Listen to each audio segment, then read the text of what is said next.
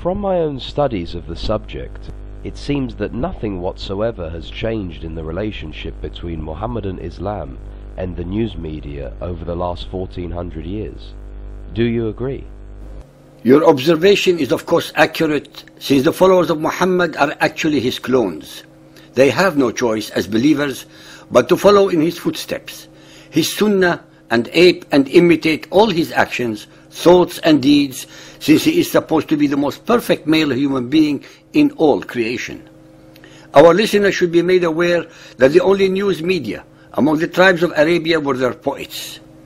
It was they who memorized the lineage of the tribe, its history, its deeds, and its myths. They were the ones who, by their poetry and or oratory, disseminated the current affairs of their day. The poets of the tribe were held in immense esteem and awe, since an excellent poet of a small tribe could be more lethal than all the forces of a bigger tribe with a mediocre poet. Poets invariably extolled the virtues of their tribe or those of certain individuals, be they ordinary men or kings. At the annual fair of Ukaz, held during the forbidden months, poets vied with each other in public contests that could bring great honor to them and their tribe when they won. Among the ancient Arabian odes, 7 were legendary and held first place and were called mu'allaqat, meaning suspended. They were magnificent poems composed by some of the most illustrious poets of Arabia long before Muhammad. In the Arab world, they are honored as masterpieces of poetical composition.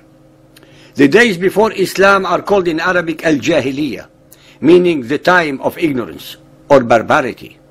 However, it was during this alleged time of ignorance that many of the best and most beautiful Arabic poetry were conceived, a fact recognized even by the Muhammadan Muslims themselves.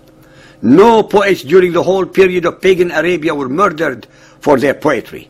This would have been unthinkable and almost sacrilegious. Unfortunately, Muhammad changed all these rules and prohibitions because they did not suit him or his agenda. As will be shown in the following ahadith, Muhammad sanctions the murder and assassination of any and all those who satirized or disagreed with him and his ideas. He instigated their butchery, be they men or women, free or slave, young or old. He exhibits a pathological and depraved indifference to human suffering, human rights, justice, and morality. Those of his followers who were willing to commit these crimes at his prompting did so with incredible cowardice, invariably against unarmed civilians in the dead of night. Muhammad was an equal opportunity destroyer of all those who did not accept his belief system. Even today, in the 21st century, his followers exhibit exactly the same symptoms all over the world. Ibn Ishaq 597.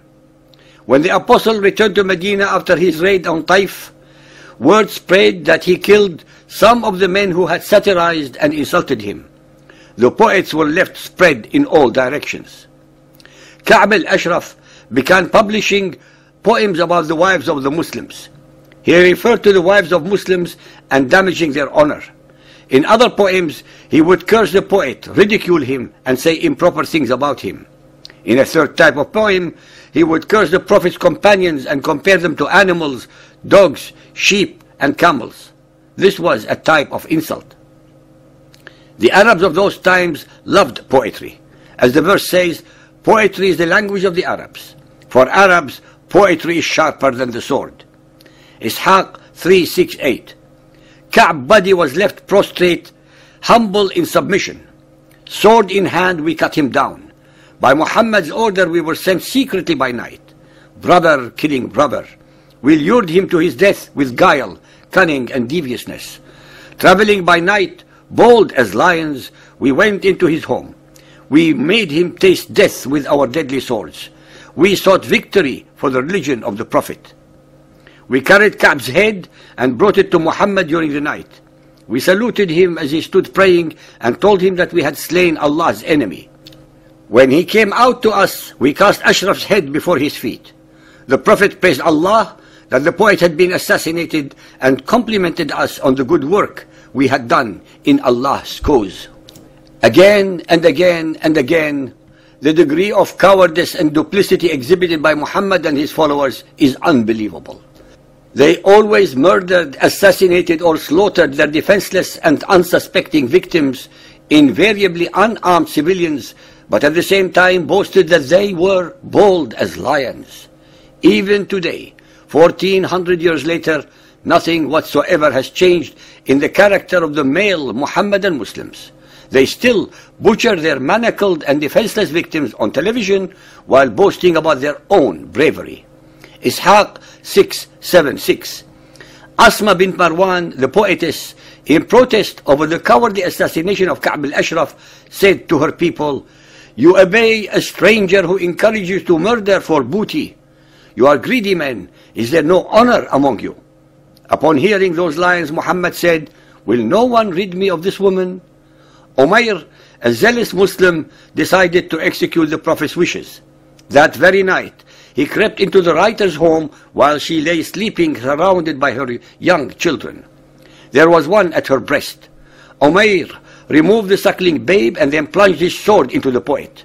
The next morning in the mosque, Muhammad, who was aware of the assassination, said, "You have helped Allah and His Apostle."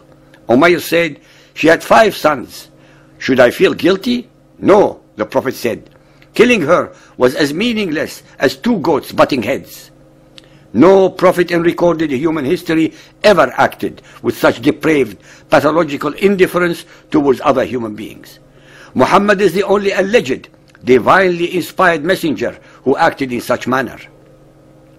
Only after studying in depth the subjects of the Quran, Ahadith, Arab and Islamic history could one come to the one and only logical conclusion that explains all the hate-mongering, war-mongering, immorality, injustices, inconsistencies, absurdities, historical dislocation, theological contortions, grammatical errors, mendacities and stupidities that fill the Quran and Hadiths, which is that every letter, every word, every verse ayah, and every chapter surah in the Quran could not have been revealed by any omniscient, compassionate, and merciful divinity, because it is in reality the product of Muhammad's own ideas, hatreds, lusts, anger, jealousy, fears, cowardice, and immorality, in other words, his own alter ego, but cleverly projected into the unsuspecting mouth of Allah, the pagan Arabian supreme rock god of the Quraysh, embedded into the corner wall of the Kaaba called the Black Stone.